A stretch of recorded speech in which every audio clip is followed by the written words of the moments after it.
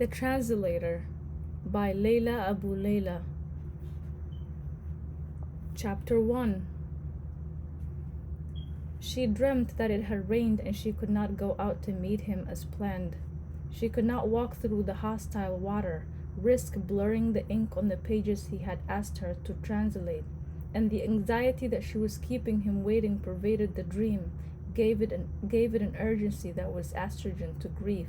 She was afraid of rain, afraid of the fog and the snow which came to this country, afraid of the wind even. At such times she would stay indoors and wait, watching from her window people doing what she couldn't do, children walking to school through the swirling leaves, the elderly smashing ice on the pavement with their walking sticks. They were superhuman, giants who would not let the elements stand in their way. Last year, when the city had been dark with fog, she hid indoors for 4 days, eating her way through the last packet of pasta in the cupboard, drinking tea without milk. On the 5th day, when the fog lifted, she went out famished, rummaging the shops for food, dizzy with the effort. But Summer's dream was wrong. It wasn't raining when she woke that morning, a gray October sky, a Scottish grey with mist from the North Sea.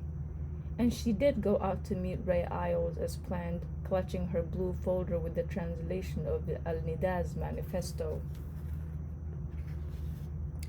The door to the Winter Gardens, an extended greenhouse in Duthie Park, was covered with signs. Sorry, no prams or pushchairs allowed. Sorry, no dogs allowed. Opening hours 9:30 till dusk. In this country everything was labeled, everything had a name. She had got used to the explicitness, all the signs and polite rules. It was 9:30 now, and when they went inside there was only a gardener pushing a wheelbarrow along the wet cracked slabs that separated the plants. Tropical plants crammed in the dam, worth an orange fish in running water. Whistling birds flying indoors, the gray sky irrelevant above the glass ceiling. Benches, white curved metal, each and every one bore a placard, in loving memory of this person or that, as if people must die so that others can sit in the winter gardens. People must die. Her invisible mark shifted, breathed its existence. It was hidden from Rae, like her hair and the skin on her arms. It could only be imagined.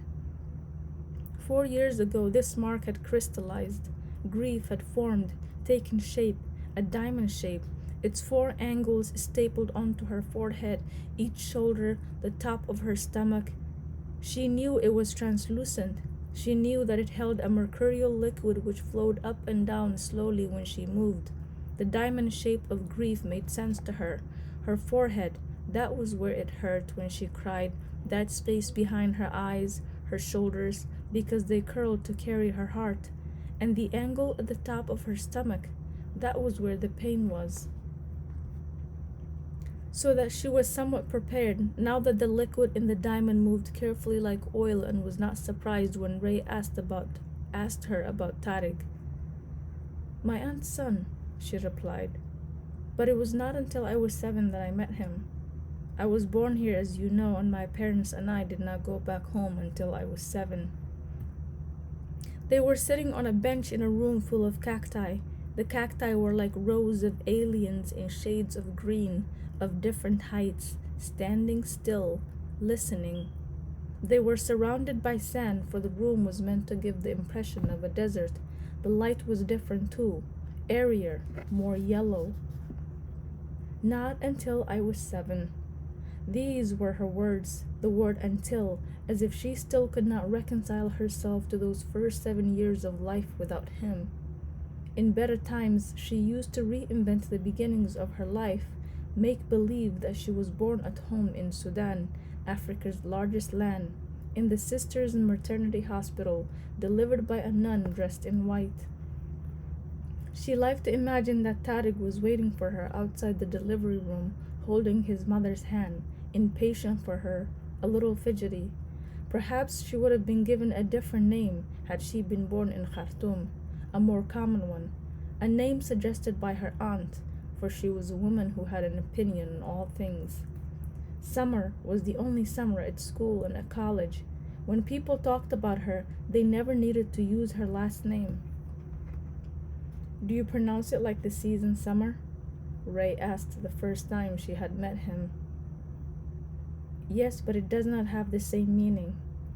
And because he wanted to know more, she said, it means conversations with friends, late at night. It's what the desert nomads like to do, talk leisurely by the light of the moon, when it was no longer so hot and the day's work was over. Rae knew the Sahara, knew that most Arabic names had familiar meanings. He was a Middle East historian and a lecturer in Third World politics. He had recently written a book called The Illusion of an Islamic Threat. When he appeared on TV or was quoted in a newspaper, he was referred to as an Islamic expert, a label he disliked because, he told Sammar, there could be no such monolith. Sammar was the translator in Rae's department.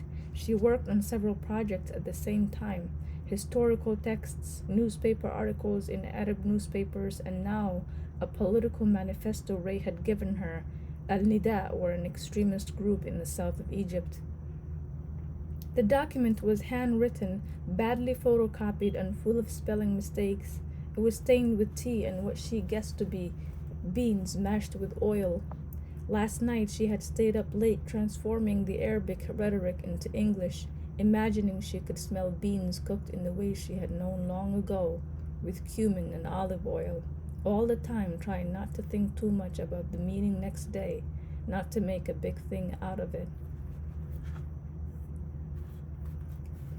Among the cacti, Red had queried, Tariq, stressing the Q. She answered, yes, it's written with a qaf, but we pronounce the qaf as a g back home. He nodded. He knew the letters of the Arabic alphabet. He had lived in her part of the world. Rae looked like he could easily pass for a Turk or a Persian. He was dark enough. He had told her once that in Morocco he could walk as if disguised. None suspected he was Scottish as long as he did not speak and let his pronunciation give him away. Here with others, he looked to her to be out of place, not only because of his looks but his manners, the same manners which made her able to talk to him, made the world vivid for the first time in years. The last time she had met him, she had gone home ill, eyelids heavy as coins, hammers beating her head, the smallest ray of light agony to her eyes. When she stumbled into unconsciousness and woke up feeling radiant, light, she thought she must have had something like an epileptic fit. Tariq's mother, my aunt, is called Mahasan, she went on, wondering which part of the narrative to soften, to omit. How much of the truth could he take without a look of surprise crossing his eyes? She had never said anything that surprised him before, and she wanted it always to be like that. In this country, when she spoke to people, they seemed wary, on their guard as if any minute she would say something out of place, embarrassing. He was not like that. He seemed to understand, not in a modern, deliberately non-judgmental way, but as if he was about to say, this happened to me too. When she boiled chicken, froth rose to the surface of the water and she removed it with a spoon. It was granulated dirt the color of peanuts, a scum from the chicken that was better not eaten. Inside Sammar, there was froth like that, froth that could rise if she started to speak. Then he would see it and maybe go away, when what she wanted was for him to remove it so that she could be clear. It would be easy for him to make her clear, she thought, as easy as untying a ribbon. Tell him, she told herself, tell him of Mahasan and Tariq and Hanan, mother, son, daughter. Tell him how you shrugged off your own family and attached yourself to them, the three of them, made a gift of yourself, a child to be molded, their house where you imagined you would one day live, the empty square in front of it. When it rained, everything stood still and the square took the color of the moon. Tariq's bike, Tariq's room, Tariq singing with imaginary microphones, imaginary guitars, imaginary drums. An obedient niece, letting Mahasan decide how you should dress, how you should fix your hair. You were happy with that, content waiting for the day you would take her only son away from her. Take care of Tariq, she whispered in your ear when you said goodbye, and you brought him back to her shrouded in the belly of an airplane. My aunt is a strong woman, Sammar said. A leader, really. She's looking after my son now. I haven't seen them for 4 years. She had given the child to Mahasan, and it had not meant anything, nothing, as if he had not been once a piece of her, with her wherever she walked. She was unable to mother the child. The part of her that did the mothering had disappeared. Froth, ugly froth. She had said to her son, I wish it was you instead. I hate you. I hate you. In that same death-carrying airplane he had wanted to play, toddle up and down the aisles, all smiles, his father's ease with strangers. He had wanted food. He was greedy for food. On her lap with the tray precarious before them, he had grabbed rolls of bread, smeared butter, poured the juice on her clothes. Full of life, they said of him. Full of life. She pinched him hard when no one was looking. He kicked her back. In the bathroom she cleaned him while he wriggled, his hands reaching for the ashtray, the button that called the hostess. Stop it. Stop it. The child would not let her be, would not let her sink like she wanted to sink, bend double with pain. He demanded her totally. Tariq was a student here, she said. We came here after we got married. He was a medical student and we lived near Forester Hill. On the day the car accident happened and he was taken to hospital, some of the doctors on duty there knew him. They were very good to me. They call the ethnic minority. She stopped. Worker or coordinator? She wasn't sure what the woman's title was.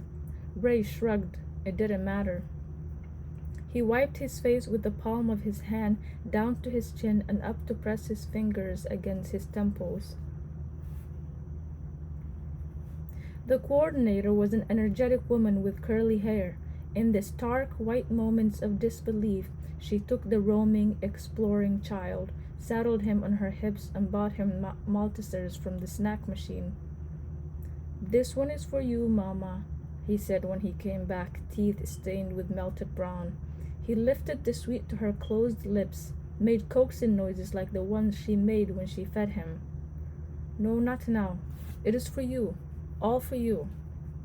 She could see the woman on the telephone gesticulating with her hands.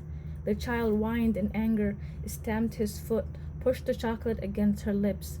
Against her will, she bit into its hushed sweetness, honeycomb and tears. That woman was the one who called the mosque, and someone from there came to do the washing. A whole week passed before she got him under African soil. It had taken that long to arrange everything through the embassy in London. The quarantine, the flight. People helped her, took over. Strangers, women whom she kept calling by the wrong names, filled the flat, cooked for her and each other, watched the ever-wandering child so she could cry.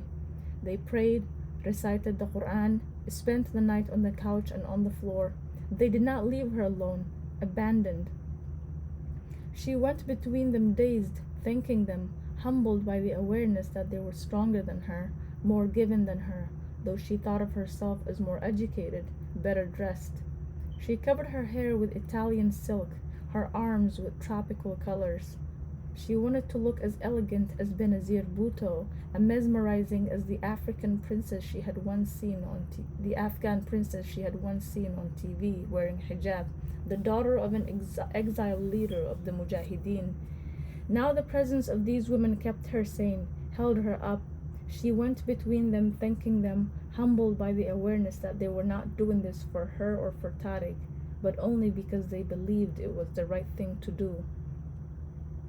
Their children ran about, her son among them, delighted with the company, excited by the gathering of people. Poor orphan, not yet 2. He can't understand, the women said as he leapt past them with a toy car in each fist, trilling the names of his new friends.